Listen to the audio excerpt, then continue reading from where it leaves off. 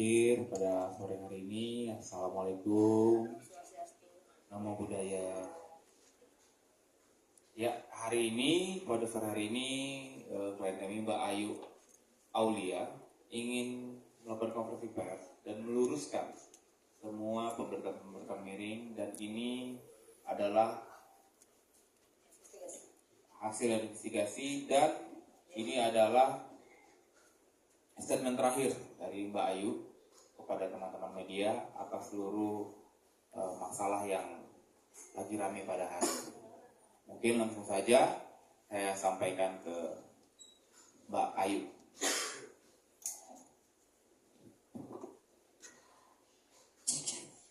Oke, selamat siang. Assalamualaikum warahmatullahi wabarakatuh.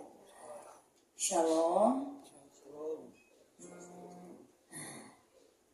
Om Swastiastu, atas nama budaya. Pokoknya di sini aku tidak bisa berkata apa-apa selain terima kasih media sudah mengejar-ngejar saya, ya. Karena sebenarnya apalah saya tanpa kalian, ya. Pertama, di sini saya ingin meluruskan beberapa hal karena saya pikir kemarin press conference-nya LM itu adalah tentang masalah beliau dengan RK. Tapi ternyata ini membawa nama saya kembali. Itu ya. Jadi ketika saya dibawa-bawa, apakah itu wajar? Gitu aja sih. Jadi di sini saya ingin meluruskan selurus-lurusnya karena saya sudah mempunyai investigasi di mana 1 minggu belakangan ini saya jujur capek menguras tenaga, tapi memang membuahkan hasil. Itu aja, karena saya yakin kebenaran akan terungkap. Itu sih ya. Dan intermezzo untuk para media, jangan salfok sama hidung aku ya. Karena apa? Karena waktu ditanya itu lupa ya. Jadi pas gue operasi itu dokternya kayaknya salah naruh gitu. Jadi miring dong.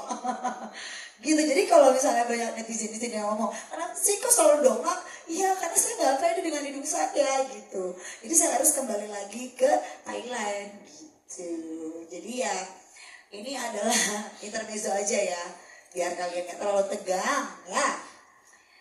Itu aja sih. Di sini saya tegaskan, saya tidak mengatasnamakan siapapun. Di sini saya adalah Ayu Adianti Aulia, independen bersama kuasa hukum saya yang tadi belum datang. Tapi di sini saya tegas bahwasannya saya akan menepis apapun yang LM berikan kepada saya, bola kemarin, ya, bola liar yang sudah menjadi banyak pertanyaan buat media juga tentunya netizen ya. Jadi saya akan nyatakan dengan gamblang, yang tentunya bukan cuma dengan komen-komen saja, pasti dengan bukti yang saya punya gitu. Jadi lain kali untuk yang terhormat LM, saya rasa kamu orangnya rasa hormat, tolong bisa diikuti respon seperti ini. Terima kasih. Oke, ini akan aku tampilkan beberapa bukti yang dimana kronologi cerita pertama kali katanya beliau berpikir saya memperkenalkan Eka, tapi itu adalah pertemuan saya dengan Ella terjadi pada tanggal 23 Mei 2021 sebuah kafe di Bilangan, Jakarta Selatan. Ya, di daerah Kemang. Oke.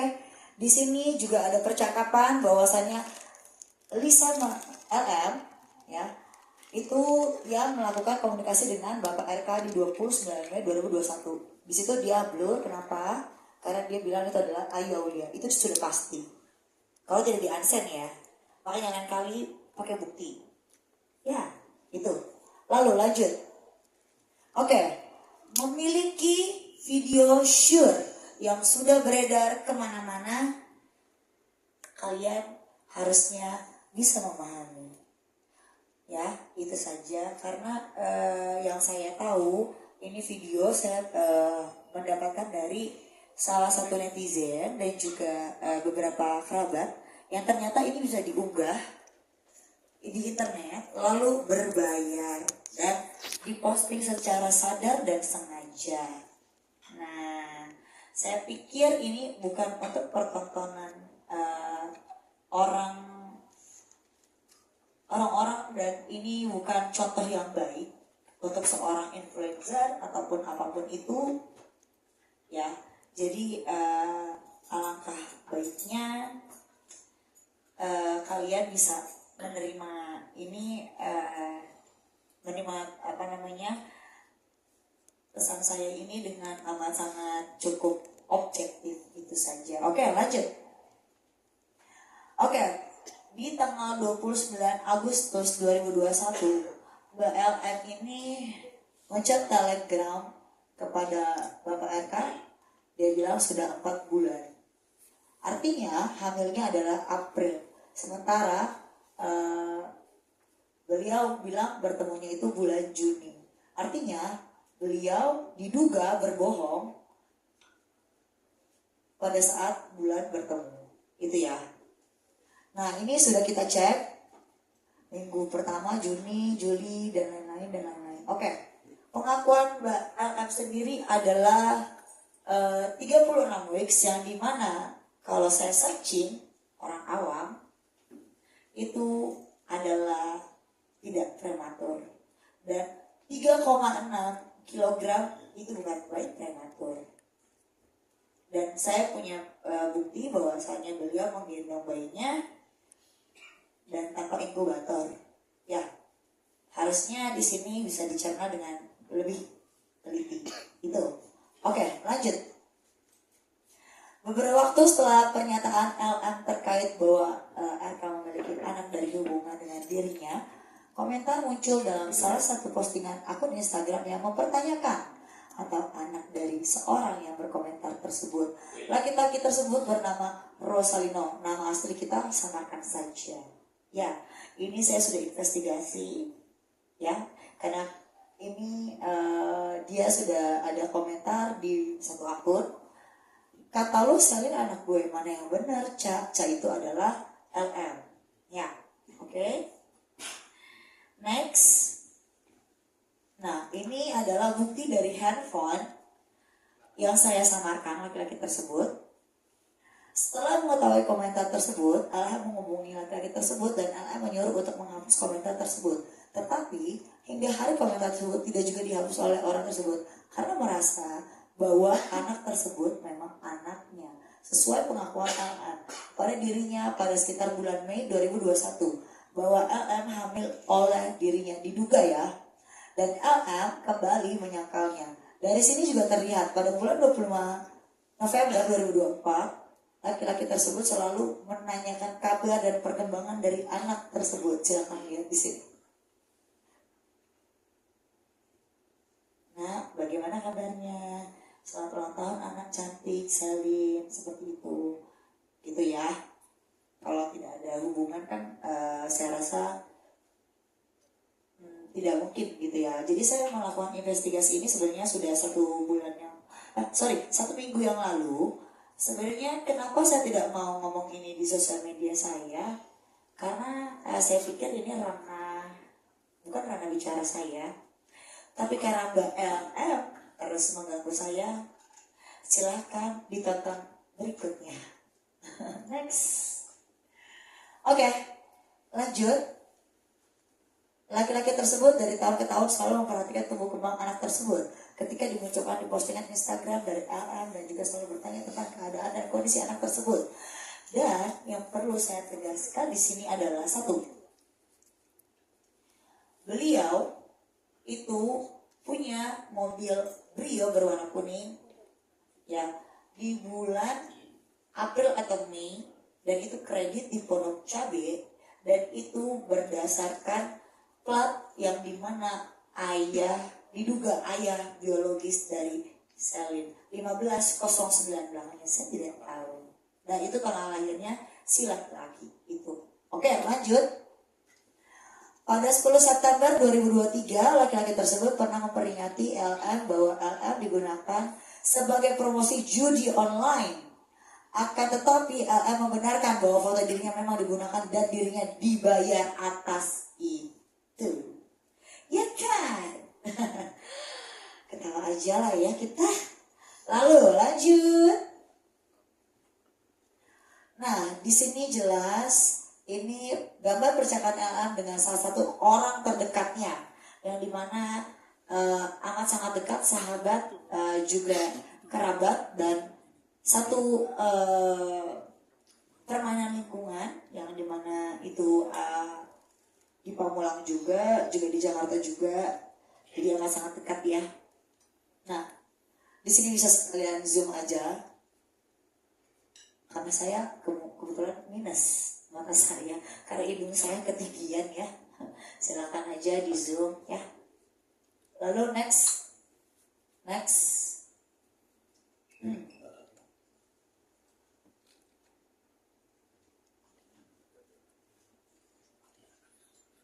Oke.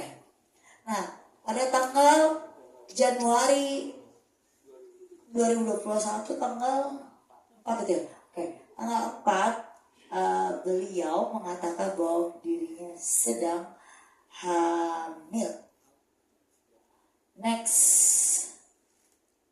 Nah, ini adalah bukti tes pack dan bukti lagi hamil. Fotonya ya. BLM ya. Lalu next. Oke. Pengakuan Ella kepada salah satu temannya ini selaras dengan pengakuan laki-laki yang mengaku ayah dari anak tersebut bahwa dirinya Ella mengaku melakukan hubungan badan untuk pertama kali pada bulan April 2021, dan pada bulan Mei LM mengaku kepada laki-laki tersebut bahwa dirinya hamil. Kita balik kepada ke laki-laki yang tadi saya investigasi yang namanya saya samarkan ya. Lalu lanjut. Oke. Dalam percakapan tersebut, LM dinasihati oleh temannya untuk tidak lagi menggunakan narkoba jenis sabu. Bahwa menurut pengakuan temannya, LM sering sekali menawarkan dirinya untuk menjadi perempuan panggilannya itu open BO.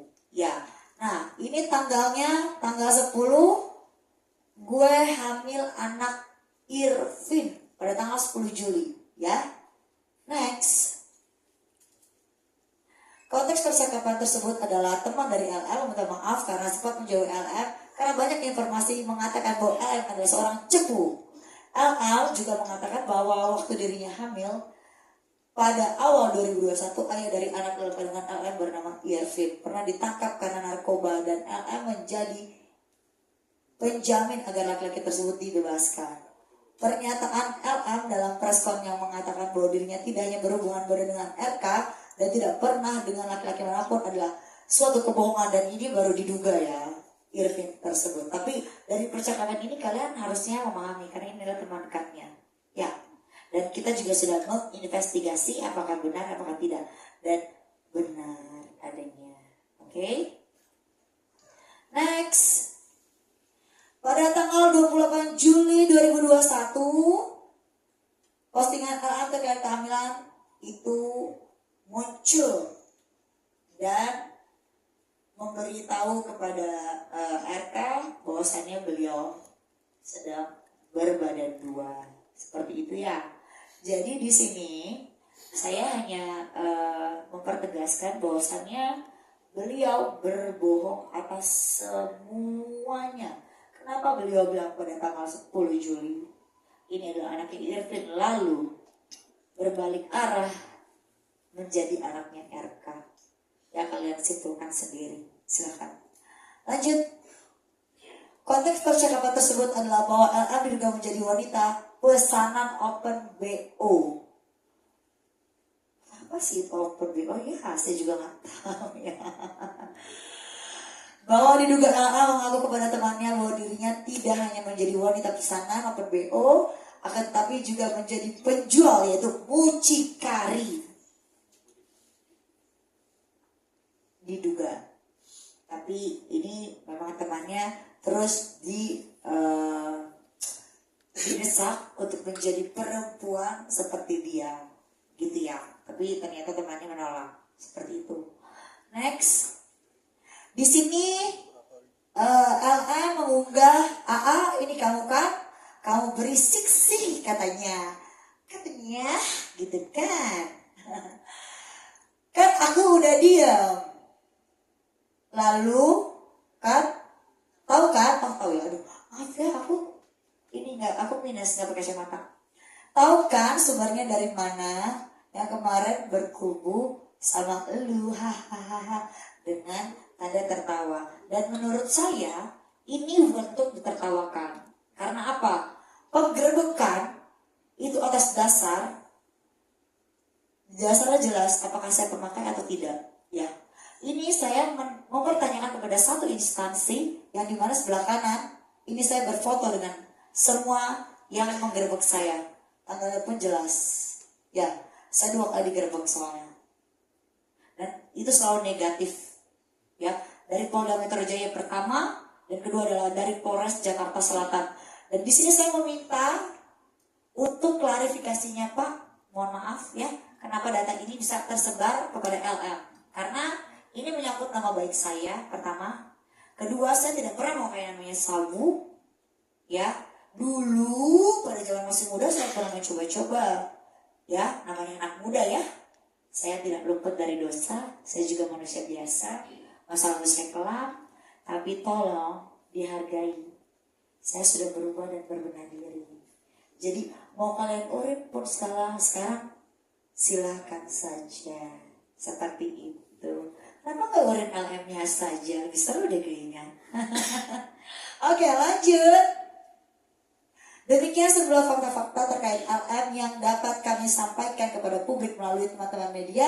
Kami berharap publik dapat melihat kebenaran atas kegaduhan yang terjadi oleh ulah LM dan membawa nama AA selalu disangkut pautkan. Terima kasih. Itu. Saya rasa itu cukup dari saya. Yang mau bertanya silakan. Pertanyaan apapun akan saya jawab. Oke, kita buka sesi pertama. Ada 5 pertanyaan ya. 5 pertanyaan apa 5 orang? 1 pertanyaan atau gimana? 1 orang 5 pertanyaan. 1 orang 1 pertanyaan. Ketika dirimu membeberkan ini semua karena ingin mengutarakan semua fakta-fakta yang memang dirimu selalu disebut pihak sana, pihak LM yang kemarin dirimu adalah orang yang memperkenalkan RK dan LM pada saat itu. Motivasi kamu dari membuka semua membeberkan bukti-bukti ini, akankah ada perlindungan hukum juga buat kamu dalam arti tidak segampang itu untuk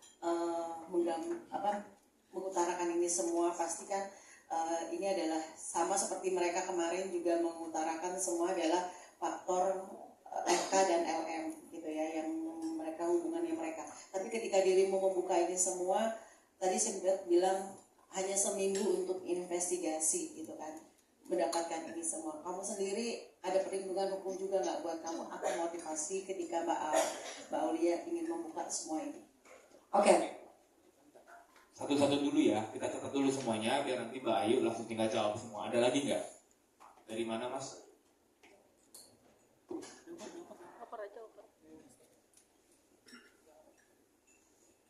Cek mic cek. Ayo, perkenalkan saya Fit dari redaksi RCTI. Terima kasih buat waktu dan kesempatan yang diberikan. Rasanya preskon hari ini terlalu lengkap, sungguh lengkap, banyak fakta-fakta dan bukti-bukti baru yang kita dapat, rapi dan cantik.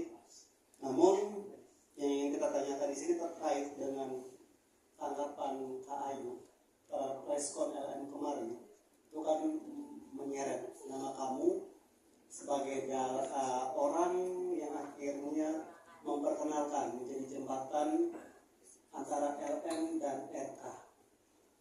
Oke, sejauh mana akhirnya kamu mengenal RK dan akhirnya membawa LM kepada RK, memperkenalkan LM kepada RK? Yang kedua,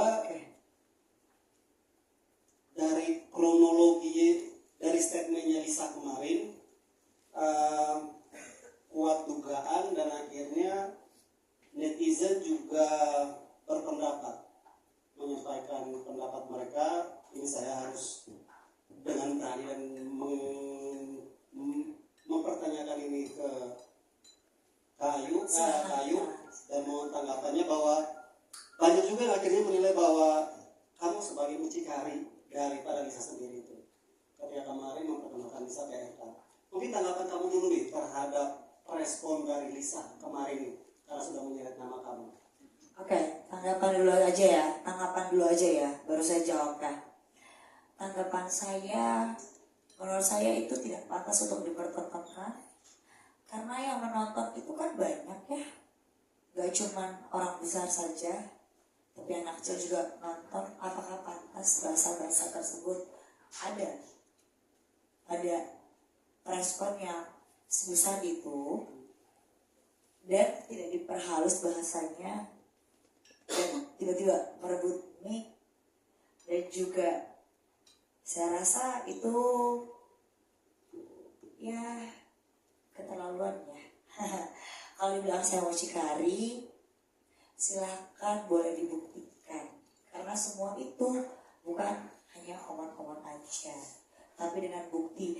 Jadi saya mau untuk Mbak Ana terhormat tanpa mengurangi rasa hormat saya, juga tanpa mengurangi rasa hormat saya kepada pihak Bapak Arka dan Bu Cinta.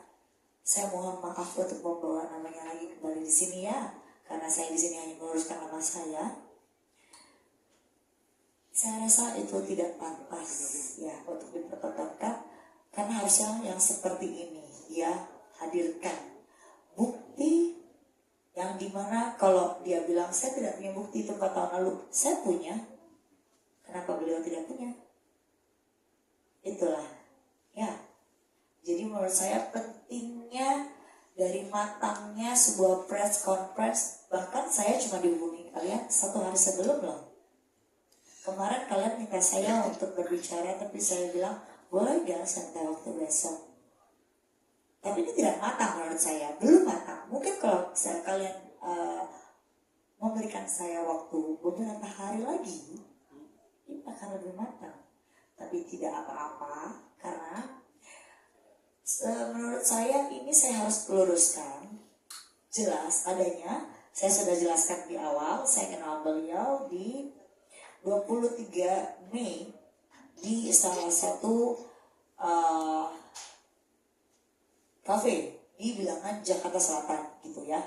Lalu satu lagi yang perlu saya sampaikan, saya tidak pernah memperkenalkan, dan beliau sendiri yang mendm dari awal start, dan saya tidak pernah berubah karena saya mempunyai bukti. Jadi tolong lain kali kalau memang kau siap untuk berbicara, lampirkan bukti yang seperti saya.